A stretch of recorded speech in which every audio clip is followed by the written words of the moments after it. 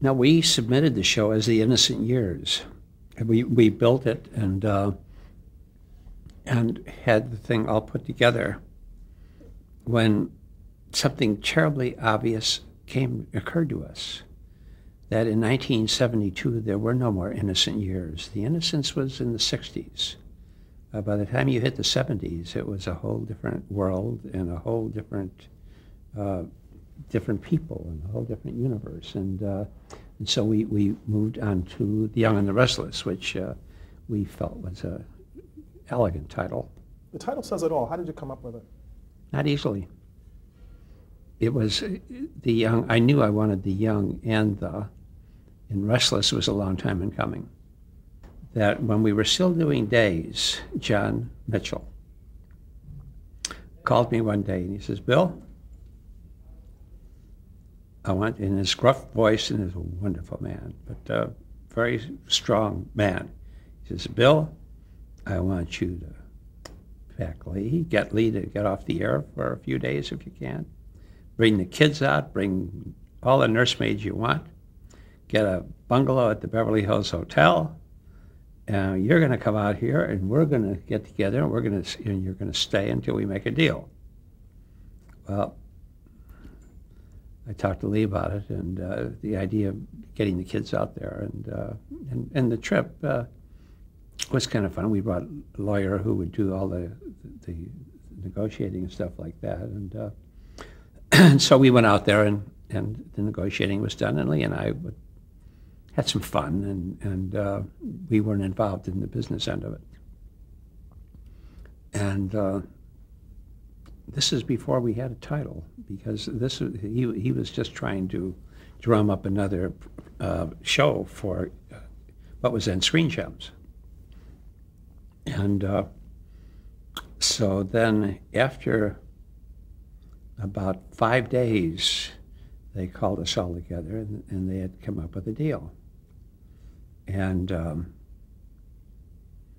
we were very pleased, and John said, "Bill, you do have a show now, don't you?" I said, "John, would I lie to you? But we didn't have a show." So we all shook hands and stuff like that. He said, "Well, get it on paper and get it to us right away, and because we're really anxious and we want to get this thing going." And inwardly, he wanted to get it on NBC, and I knew damn well we were going to go on CBS with it. And so in any event, Lee and I left, and we went over to the Polo Lounge, and we realized that, well, the moment of truth had come. I mean, we are committed to a show, and we don't have a show. And that didn't worry us too badly. Many writers would have been frozen by that prospect, though. Yeah. We don't have a show. Yeah. No, but we're too geared. We've done too much of creating characters, and so Lee and I sat down at the bar at Polo Lounge and had a drink and wrote down a few notes here and there, and we were sort of both euphoric and challenged, and I suppose that the truth were known, a little bit scared by the thing that was facing us. And so we went, we got down some notes. I don't remember how extensive they were, but they were important. And in any event, we packed up the kids, and I don't know if Ingrid was with us or not on that, but in any event, we flew back home.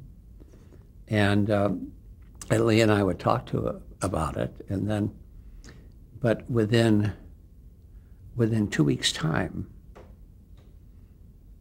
I was able to call John Mitchell and say, we've got not only the story, but we've got the whole projection. And he was stunned. And he said, "Okay, let's meet. I'll set up a meeting with CBS." He didn't even want to see it. The idea was to get to CBS fast. And so he set up a meeting, because CBS was the one that was nudging it for it at this much more than John was.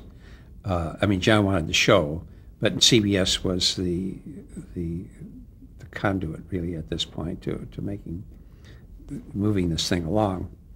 And so we went out to, after a few weeks, if it was that long, they set up a meeting in New York. And there were about 30 people from the programming and department and other levels of management. And I passed out the copies of the book.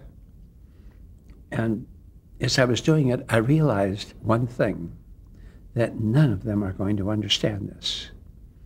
They'll understand a nighttime show that has a beginning, middle, and an end. But here we are, we have a 62-page book, or maybe it was 72 pages, but the first third of it told about what happened before the show even begins. The second quarter probably did establish characters and really define the characters, and they were so diversified, and it was just fabulous, fabulous group of people, characters. And then the final part, which was about 25 pages, told what the story would be for the next 2 years. Maybe it was 30 pages, but covered 2 years of story. Well, I knew while I'm watching them read, and not an expression on anyone's face, that they didn't know what the hell they were reading. And so it was all over, and one by one, they closed their books, and then they look around at others, and they were waiting, and then someone else would close their book. Everyone looking at the other for some look of expression, and there was no expression. There were no expressions. Well, to make a long story short, they had a few questions asked. They said, well, when would you start this, and stuff like that, and that wasn't my answer. That was up to the network to figure out. And then Mitchell, deep down, wasn't sure he wanted to go with CBS. That was a other nuance that I knew was going on. But to make a long story short, they all, without too much enthusiasm, because they really weren't sure what this was all about, and they said okay, and they left, and so. Well, was part of that the document was, this is a groundbreaking new show, or was that even in the They plan? just don't understand the serial, you see. They can't understand how you take these pages and make 2 years out of them. That's what they don't understand.